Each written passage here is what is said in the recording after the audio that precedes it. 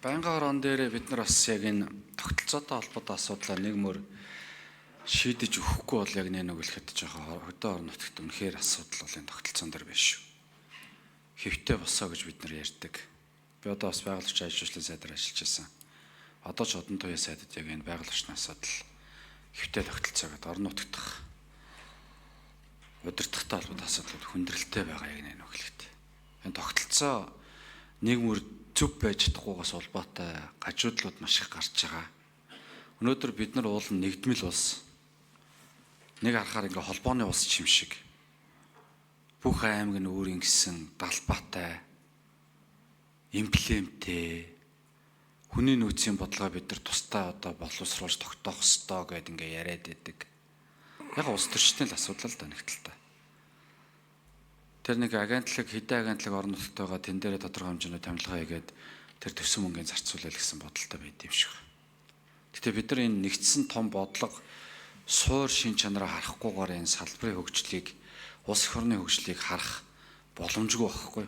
Тэгэхээр бид нар энэ тогтолцоон дээр нэлээд сайн байнгын хорон дээр бас онцгойлон анхаарч байгаль орчин болон хүнс үдэ аж ахуйн энэ салбарын тогтолцоог нэг мөр ойлгомжтой болгох тал дээр байнгын хороо маань одоо ажиллаа явах хэрэгтэй болоо гэж харж байгаа. Хоёрдугаарт яг бай дээр өвчин зовлонгийн асуудлыг бол нэг тийш шийдэж чадна. Экспорт гэдэг бол ерөөсөө л тасралтгүй ханган нийлүүлэлтийн асуудал гэхгүй. Цаанаас одоо манай Монголоос ахан намттай байна, сайхан байна. Авъя гэдэг бид нар тасралтгүй нийлүүлж чадахгүй юу? Энэ бодлогыг хөдөө аж ахуй ямар бодлогоор гаргаж цаашдаа явуулах юм?